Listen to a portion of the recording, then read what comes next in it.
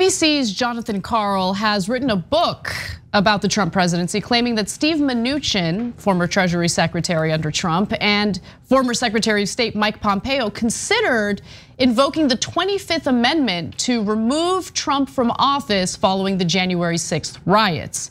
Now, according to reporting, Mnuchin talked to other cabinet members about using the amendment on the night of January 6th.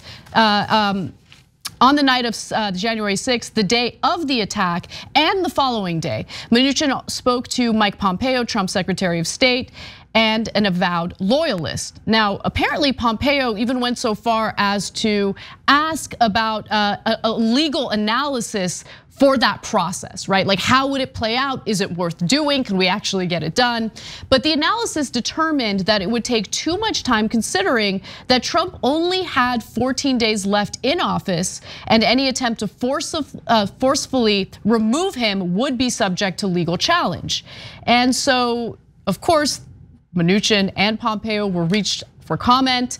Mnuchin did not comment, but there was an interesting response from Pompeo's team. Okay, so Mnuchin did not comment for Karl's book. Karl writes that Pompeo responded only after Karl told Trump the former Secretary of State had not done so. Pompeo, through a spokesman, denied there had ever been conversations around invoking the 25th Amendment, Karl writes. The spokesman declined to put his name to the statement. Okay, guys, so let's get to some conclusions, and then I'll give you more context. Number one, that means it definitely happened. If it didn't happen, Mnuchin and Pompeo were the closest to Trump. They would immediately come out and go, no, that's a ridiculous fake news. No, there's no way that happened, right? Mnuchin still hasn't commented. He did it, there's no question he did it. Okay, and Pompeo, only after getting pressured by Trump, with an anonymous spokesperson putting out a statement so that they can't be caught on a lie. Come on, it definitely happened. It 100% happened. Okay. So, in the words of my father, okay, whose cares? Oh, I care 1,000%. Everyone should care 1,000%. Okay, tell me why. I want to know. Okay, so that's the two closest people to Donald Trump. Mike Pompeo was the most loyal throughout, and Mnuchin basically was the president on domestic and economic issues. Trump handed it off to Mnuchin, and that Treasury Secretary and State Department head are the 2 out of the 4 biggest cabinet officials. So if those 2 allies of Trump thought this guy is crazy, we should remove him from office for being mentally unfit, that means literally everyone around Trump knows he's absolutely bonkers. And I don't mean like in a fun way, oh, he's bonkers. No, like a lunatic, mentally unfit for any office. That is his closest advisors, his closest cabinet officials. But yet in the country, there's a debate about, oh, well, should he be president? Should he be president? The guys who worked with him the whole time say he's cuckoo for Cocoa Puffs. No, but here's my problem, right? Because you'll see reports like this. You'll hear about White House lawyers threatening to quit if Trump does X, Y, or Z. But when push comes to shove, they don't do nothing. They don't really do anything, right? No, and so Trump, regardless of how much the people surrounding him disagreed with him, regardless of how much they saw him as a threat to the country, they all like nodded their heads, went along. They served as yes men for Donald Trump. Oh, that's 100% right, but there's 2 different sets of people we're talking about. If you're talking about the people in power, then I share your skepticism completely. They're not gonna do anything. So in this case, why didn't they take the action? One, they were gonna run out of time, and that's fair, they probably were, right? But it would have been important symbolically, super important, in my opinion. And 2, a lot of the cabinet secretaries that were outraged had already resigned after January 6th. So remember, Elaine Chao is Mitch McConnell's wife, and she resigned in protest, saying the president is nuts. I can't believe this happened, right? She did not those exact words, but she resigned in protest. And so did Betsy DeVos. So if they had kept DeVos and Chao and these 2, and Pence, they might have had enough to say the president is literally crazy and we must remove him from office. That's not Democrats that said, that's Republicans. Now they didn't do it because of what Anna said. So we don't have to worry about, hey, are Republicans going to be strong enough to defy Trump? There's no chance of that. Are the Democrats going to be strong and effective enough to be able to fight Trump? Almost no chance. No chance. Right, so that isn't the issue. That's the first set of people. The second set of people are the voters.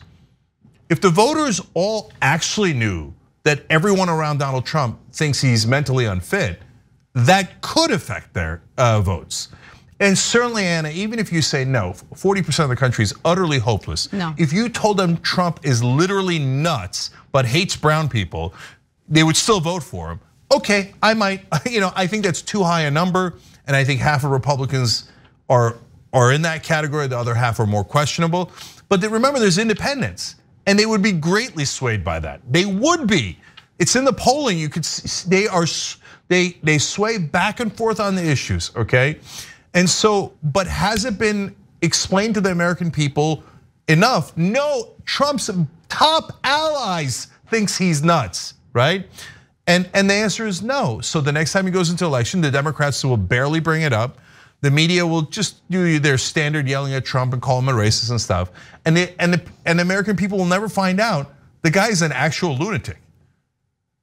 Yeah, I think it would have zero impact. Even if the media was constantly talking about, by the way, over the last 2 days, they have been constantly talking about this Mnuchin, Mike Pompeo story, right?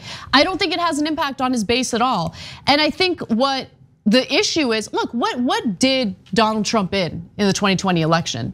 Was it because of all of the maniacal things he did while he was in office? No, it was because of what happened to the economy and what happened to the country during the COVID pandemic. His handling of the COVID pandemic was really the only thing that persuaded voters to turn against him and go with Biden. And by the way, when you look at the swing states, Biden didn't beat him by that much, which is terrifying. But I can prove my point definitively by telling you about the power of media and using it right. If Biden's Secretary of State and Secretary of Treasury said we had credible reporting that they were considering using the 25th Amendment because they thought Biden was mentally unfit, he wouldn't even make it through the term, okay? Because Fox News would go ballistic. Every conservative media outlet in the country would repeat that literally 1 billion times, okay? And they would say, mentally unfit, crazy, lunatic, lost it, senile. Even his top, oh my God, his Secretary of State, my God, his Secretary of the Treasury. They both think he's a lunatic, right? And then CNN, MSNBC would be like, is he a lunatic or is he mentally unfit or is he senile? Which one is it? But either way, he should be removed. Should Kamala Harris be president? Should it be Pete Buttigieg? They would all talk about it nonstop. When it's Trump, a tiny bit here and there, and then they'll drop it. So you see my point, the power of media. If the Democrats were competent or the media was honest and actually could get information, actionable information to the public, it would make all the difference in the world. I think the Democrats need to give voters something to vote for, right? Everything that they've done has relied on painting Donald Trump as a maniac. That's all they do, and it has not worked.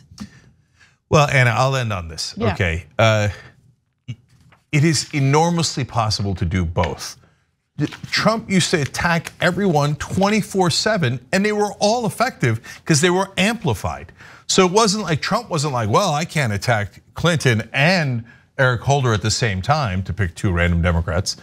No, he'd attack both of them and he'd tear both their guts out, right? And the conservative media would amplify it, and he'd do it twice a day, 8 times a day. So Democrats are like, wait, we can only do one thing at a time and mildly. Look, man, if strong progressive ever gets in charge, you're gonna be amazed at what's possible, because Democrats your entire life have never actually put up a fight on anything. They could do it on policy, they could do it on this issue, they could do it on every issue, but they're super weak and they can barely get out of bed. Thanks for watching The Young Turks, really appreciate it. Another way to show support is through YouTube memberships. You'll get to interact with us more. There's live chat emojis, badges. You've got emojis of me, Anna, John, JR, so those are super fun. But you also get playback of our exclusive member-only shows and specials right after they air. So all of that, all you gotta do is click that join button right underneath the video. Thank you.